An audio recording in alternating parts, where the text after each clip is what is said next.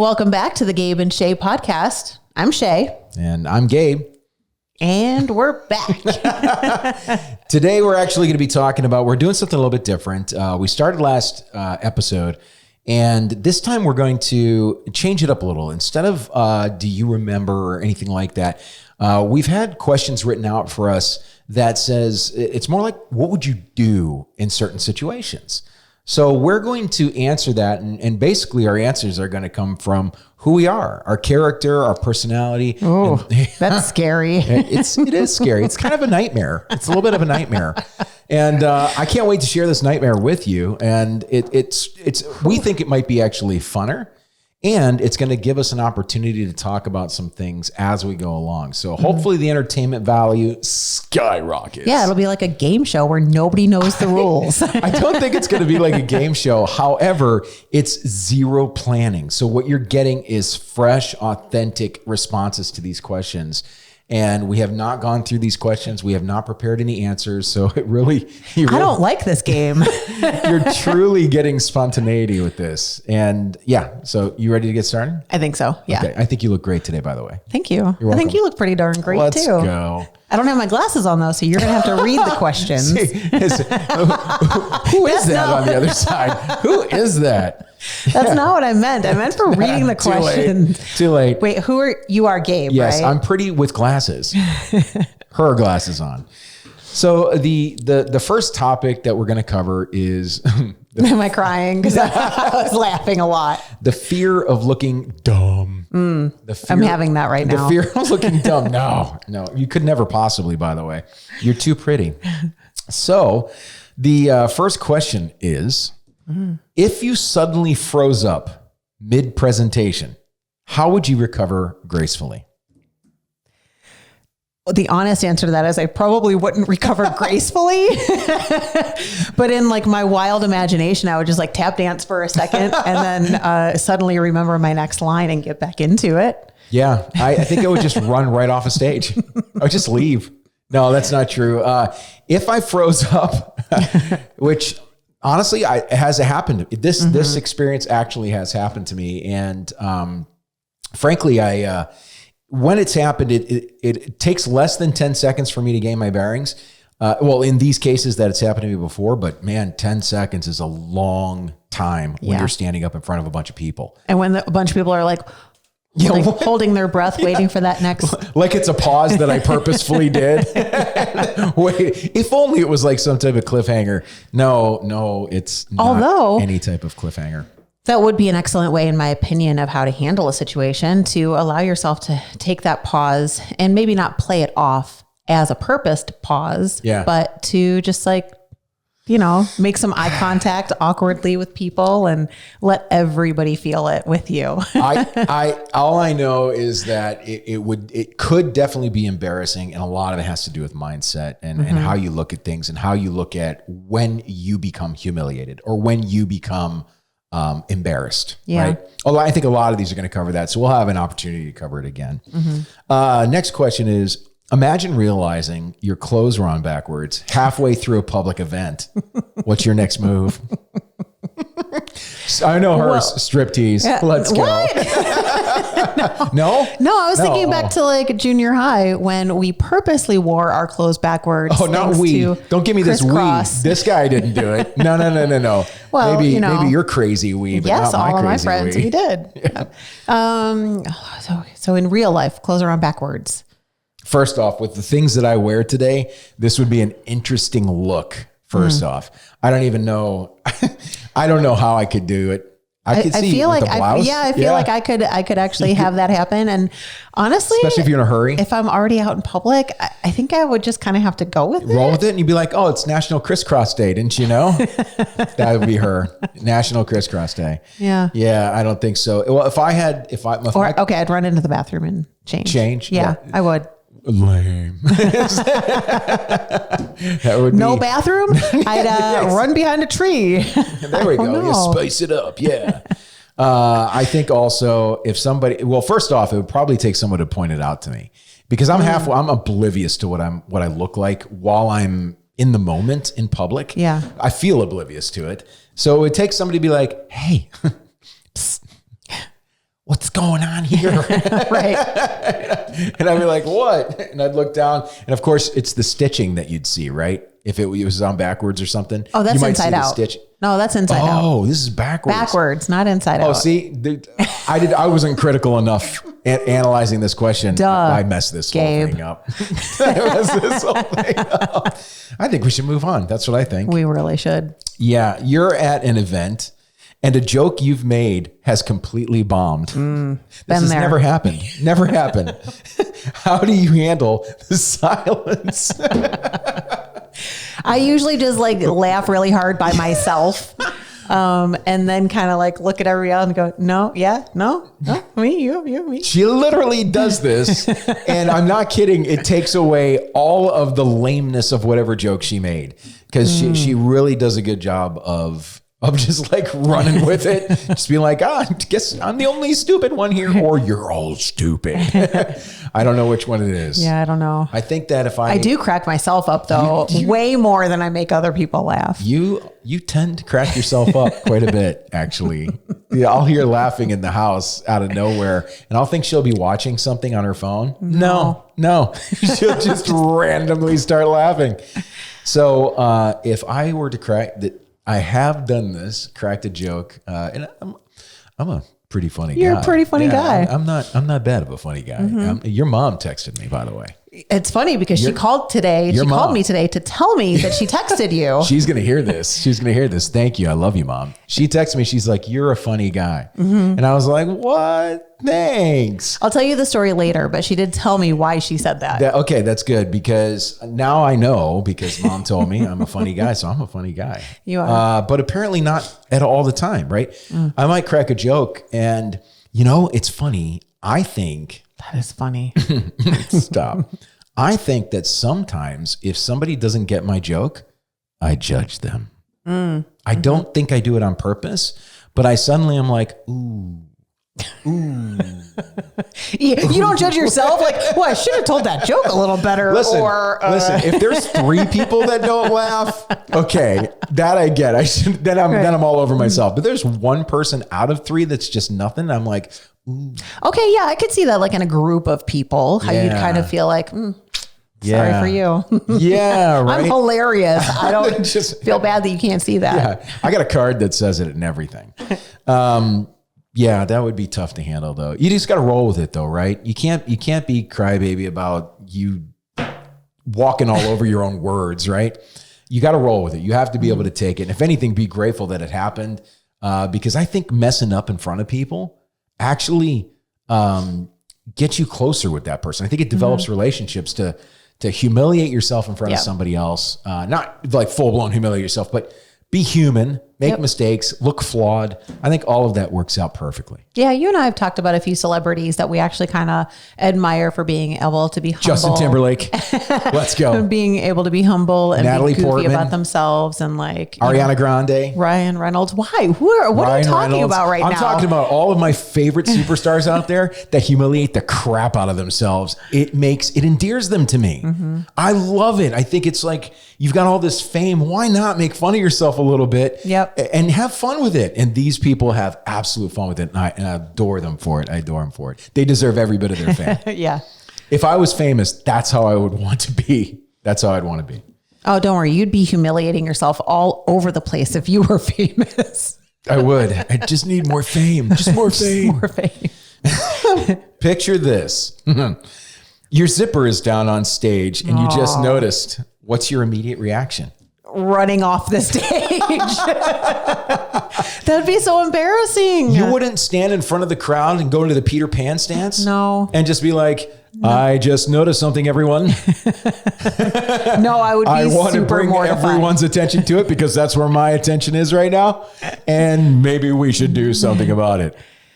I would try to play it off in the most humiliating, funny way as I possibly could. No, I think my gut reaction would be to turn around and try to hide or run off the stage because. And then what if it got stuck? What if you look like turned around and it got stuck? Then it would just look like I was creating like this awesome new dance move. I still wouldn't admit up to the zipper though. I would so admit it. I'd so admit it. What's that joke when you see somebody's fly down? Not that you're looking down there or anything, but you see somebody's fly down and you're like, what's up? And they said, nothing much. You'd be like, not your zipper or something like that. Is that the line? Nobody is laughing right now. Son of a, you guys aren't funny. I don't know. No? I don't know. I'm pretty sure that's it though. I'm pretty sure that's it. Okay. I've been known to know a few things. Number 6 is, how would you handle someone loudly correcting you in front of your peers? These days, I like how you preempted. Go ahead. Yeah, I'd probably just let it happen. Mm-hmm. And I would hope that I would have the sense about me to say, thank you. Thank you. Basically. Now, if we were talking, 5-10 years ago, I might get into a little bit of a debate. Is that what we're calling it? Debate. But now I think I would try to just keep my cool and say thank you. Just be graceful about it. The old me is screaming right now because I completely understand where you're coming from in regards to the difference of who we were and then who we are today. The old me, immediately when that happened, would have went, aw.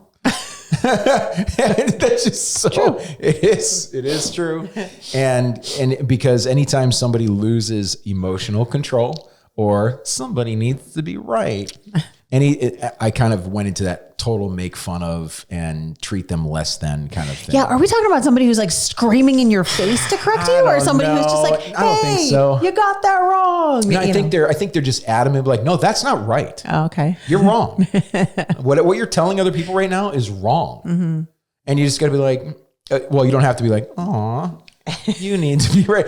That's what I used to do. It was horrible. I don't do it anymore. Today, it's just like, that's probably true.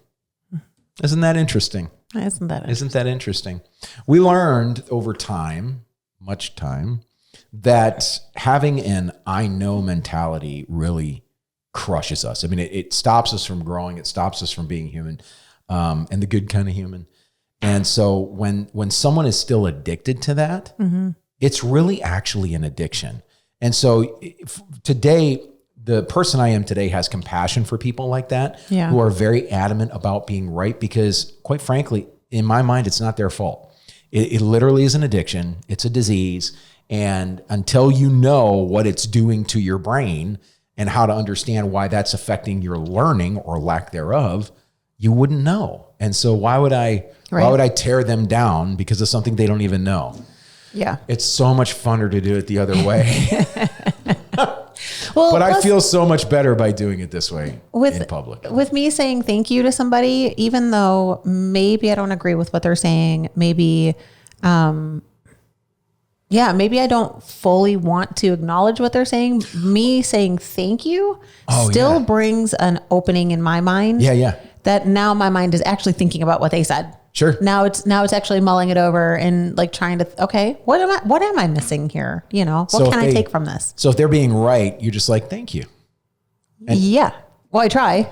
That's almost like, aw, it's really close. No. But I'm not saying thank you in a sarcastic tone. I'm saying thank you. Like, thank you for bringing that to my attention. Right. Because even if I don't necessarily agree with them, it's still opening my mind now, because now I am pondering what they were saying and why they said it, right? Mm-hmm. So no, I try not to do it with a sarcastic tone. I try to be very genuine in saying the thank you, even if I don't agree. If someone is in a really critical I know mentality, it's best to let it play out. It's like the dog humping your leg thing, right? Just like that. No. And by saying things like thank you, isn't that interesting? Or that's probably true. You're not acknowledging that they're right, and you're not acknowledging that they're wrong. You're basically allowing the conversation to either shift, continue. It doesn't really matter to you. You have reduced the value of the conversation, but not in a tragically mean way like I used to do it. Right. I feel so bad. I can't believe I just announced that. But that was old you. It was old me. I don't do that anymore. If I've been drinking, which we don't drink very often anymore, but if I've been drinking, old me might slip out a little bit, just like roll a little. Number 7. Suppose a kid loudly pointed out something embarrassing about your appearance in public. How would you respond? I have had that happen to me, actually. Really? Yeah. I was a lot younger. And you probably remember from when we first met, I had really bad skin. I had really bad acne. Yeah. I even had the medications and the creams and the pills and everything. I mean, it was bad, right? It's a genetic type of condition. It's not from having oily skin, or it's not from... And I still fell in love with you. You did. It's not from not taking care of yourself. It's like there are some people who just genuinely have really bad skin. And so I was super self-conscious about it. And I used to get called a lot of names, and sometimes little kids, because they don't know. They have no idea. They don't, or at least you hope that they don't, right? But they would make comments and say something, and I would get really, really embarrassed. And then, but I would tell them like, I really can't do anything about it. I just have really bad skin type of thing. Now, if somebody pointed out something super embarrassing about me, I think it would have to be embarrassing to me. Well, exactly. Right. First off, the thing about children is that they're innocent. Mm-hmm. They're not caring about your feelings. They're literally pointing out things they see in the world. Yeah. And they're being loud about it because they're just learning. Right. So they're just like, ooh, blah, blah, blah, giant, short, fat, weird. They don't care. They're just right? Yeah. So for you to take that personally is 100% a projection of yourself. Right? Unless the kid was like, why do you have such a long beard? And I really feel like I have a beard. Then it might hit me in a way that I was like, ooh, why do I have a long beard? It's a question we all ask for Siobhan, for Shey. We want to know. Stop it. People want to know. Every once in a while, I'll play with it. I'll grab the couple hairs that are there and I'll pull out. See, I mentioned that just for you because I could have said anything else. Hey, listen, we all got our quirks of what we don't like or do like and stuff. And I get that though. Darn kids, man. What? I don't think kids should be allowed to speak, to talk me too. ever. They could just be like, yo, do me a favor, keep the muzzle on, go have fun. Don't ever talk to me ever. But I think an important part of that is you actually have to think it's something embarrassing. Yeah, right. Exactly. Because a kid can call you fat even when you're not. And if you don't think you're fat, you're going to be like, yeah. All they're doing is accidentally highlighting a self-image thing that you have about yourself. Yeah. It's not on purpose because at that moment they couldn't hurt you if they tried. They're just not intelligent enough to do it. It is. It's just if you already think about it, have you ever seen a kid backhand? Have you ever seen a kid punted? I got a mean punt. You guys, I don't know what's going on here, but Gabe is sassy today. I'm sassy. I like questions like these because they're fun. If a kid came up and said something that it's something embarrassing about my appearance. Gosh, I'm like thinking, I'm trying to think of what that would be. It doesn't matter. Like your hair is so messy. Yeah, that would never bother me. That would never. Oh, I'm sorry. If I was on my way to a presentation and a kid said, you got like totally messy hair, I'd be like, hey kid, there's a street over there. Why don't you go play in it? Right? Honestly. You do know that we're going to be posting this. And I hope so many kids are watching this. So many kids. By the way, the highway's a fun place to play. Stop it. No, if it was... we just lost like 2 viewers. If we had... Sorry, you guys. Yeah. If we had kids, a gang of kids coming up telling me all my most embarrassing image issues. You're right, though. I've grown a lot. I used to be incredibly image conscious. I would say that I still am a little bit to a point. But I don't think a kid could embarrass me these days. Probably not. Yeah, I don't think it could happen. Unless they somehow saw into my soul, into like whatever that insecurity was at that moment. It has nothing to do with your appearance and everything to do with like the way you think. Yeah. Your personality screams you need hugs. Is that what you need? You need hugs. Yeah. That kid, get away from that kid. He's on to me. He's the omen. Yeah. On to you. All right. So if your phone started ringing loudly with a silly ringtone during a serious moment, what's your move? I would love it. You've got one from, oh no, it's not silly though. It's not like, My wife is calling. My wife is calling. Yeah, I used to have a really ridiculous one. It was actually a JT song, but it was for my mom. Let's go. Which one was it? Your mom is calling back. So it's a parody on Sexy Back. It was. Your mom was calling back. Okay, yeah. I dig it. There was a whole half a song to it too. It was so good. It's about cats and, you know. Mom hated it because she wouldn't answer the phone because she'd want to listen to the whole thing before she answered the phone. Right.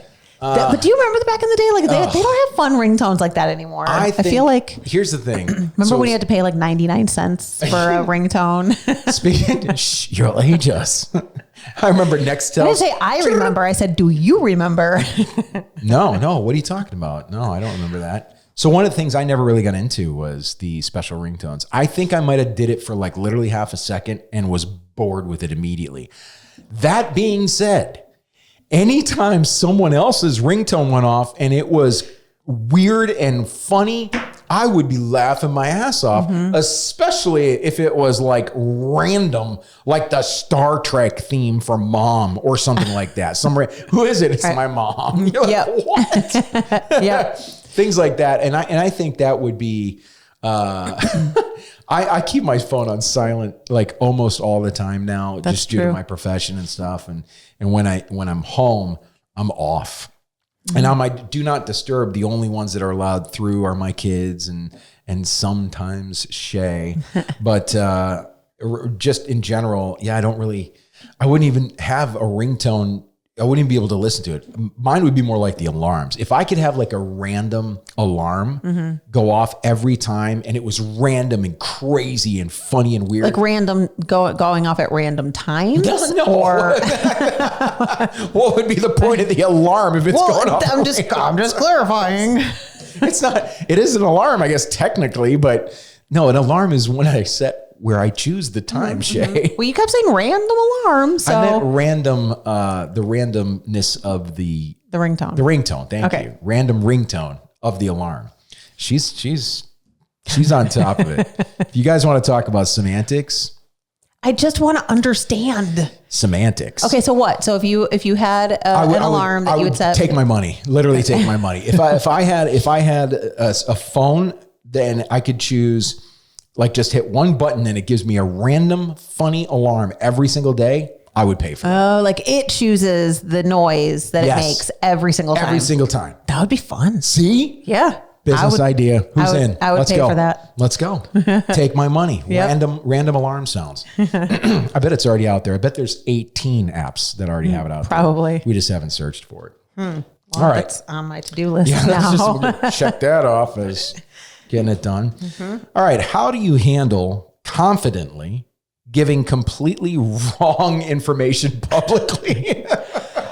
I do that all the time. I'm chuckling because I love my wife. I love her so much. That sounded more like a really harsh laugh more than a chuckle. Oh, I felt like it was a chuckle. Didn't you guys feel like it was a chuckle? How do you handle? I love passing along unverified information. It's my favorite. It's called. So let's talk about gossip for a moment. Wait, gossip? Or, I mean, is it gossip if you're talking about tectonic plates and you're just giving random... Just teaching people? Yeah. You're just like, hey guys, I'm glad you guys all came over here. That's not gossip. Gossip is about people, right? I think you could have gossip about tectonic plates. Why not? No, I think you need to look up the definition of gossip. I think that, if you were like, hey, this tectonic plate just blew up in California. I don't know if you know this, but half of California is gone. You don't call that gossip? I mean, if you're including people in it, yes, maybe. But if we're just talking about tectonic plates and not bringing other people into it. So here we go. We're about to deliver you information about gossip that we have no idea about, apparently. But I am very confidently delivering this information that you're incorrect about the definition of gossip. See? And I will die on this hill. Yeah, yes, you will. And for all of those people out there Googling gossip right now, define gossip. Please put it in the comments so that we can settle this debate. Put it in the comments. I believe there doesn't need to be a human element to it, but I also believe that there could be a human element to it. To me, the differentiation would be misinformation doesn't include other people necessarily. Gossip. What if it's about events? Misinformation. Gossip is about people. Misinformation is about non-people. That's just my very confident. Is gossip misinformation? It could be. It could be. Could be. So here's the deal, though. How do you handle confidently giving completely wrong information publicly? I just did it. But you'd have to know that you're giving it incorrectly in order to how you handle it. So someone would have to be like, hey, about those tectonic plates, did you know they're underground? Or whatever, and you'd be like, what? I thought there was Chinaware. See, I told you I'm funny. No, I think that someone would have to point it out to you that you're wrong. But no, I don't do that. That's not my thing. So I don't, at least people can tell me if I do. Well, yeah, I don't run around dishing out information that isn't just because I think that if you're doing that, not necessarily all the time, but if you're doing that, it's kind of like, I need some attention in this moment. And I want to look smart in front of these particular people. And so if you've got that type of mindset, and I'm not saying you do, but anybody that, does something like this, if you have that type of mindset, it's an insecurity thing. What if you're just having lunch with somebody and you're just talking? I mean, doesn't that question confidently give wrong information publicly? Yeah, you're just having lunch with somebody. That's not seeking attention. You're having a conversation with people. For sure, but if you're confidently giving the wrong information to another person, you don't know it's wrong. But you don't know it's wrong until somebody tells you that it's wrong. Therefore, we wouldn't talk about it. Therefore, I'm confident. There is but you're not wrong. I'm confident because I don't know that it's wrong. You're not wrong. So then you know what? You couldn't possibly be embarrassed from this. Yeah. But you might find out. Now, have you ever done this and found out like 2 days later that was like absolutely the wrong information? Oh, yeah. I've done this. Oh, yeah. I've done this. And I'm like, ooh. Do you call that person then and say, or do you like text them or do you acknowledge it? If I have the opportunity to, yes, I do. Or I would in a heartbeat. I'd be like, hey, I was wrong about this thing, blah, blah, blah. And now, my memory is not as like it used to be, but I feel like I've done that quite a few times, corrected myself publicly. Okay. Or at least to the person that I was talking to, especially in my profession, because if I relay information in regards to business, that's errors and omission. And so I have to be critically careful about what I say and what I back up with my belief. There are some people out there that take what I have to say importantly. And so it's a responsibility that I don't take lightly. And then there's the rest of us. And then there's my wife who loves just giving out information. So what's your strategy? Last question. Last one. Okay. You ready for this? No. Me neither. What's your strategy if you're caught talking to yourself in public? It doesn't actually bother me. I talk to myself all the time. Maybe I'll be embarrassed for like half a second, but honestly, I don't care. No, you don't. I know. I do talk. I legitimately do. I feel like a lot of people do this, right? But I will find myself like around the house having a full-blown conversation out loud with myself. I'm not crazy. I'm not hearing voices. But it's, and I'm not investing in straitjackets. But it's my way of like processing sometimes, right? Like I've got some thoughts happening that like, for whatever reason, even though I could think about them quietly or silently in my head, maybe that's not quite doing it. And so I will speak them out loud, because when you say words out loud, they sound so much different. So I got a couple things I want to say about this. Yeah. Number one. I swear I'm not crazy. No, you're not. But you talk. You need to talk so much that even if you don't have somebody around, you've got to get so many words out a day. Maybe that's because she's a woman. I don't know. When I talk, I do the same thing, but I don't talk by myself. So I love how you brought up the fact that when you talk, you're processing thoughts. Yeah. I do that. I think it's a flaw, because I'm thinking out loud and it's kind of expenses others. And I only do it when there's other people in the room, because it's part of the way my brain learns is by bouncing these ideas off of other brains near me. And then when they communicate back, I'm able to learn from that. And so to me, it kind of expenses people, because sometimes my thoughts are not prepared. They're not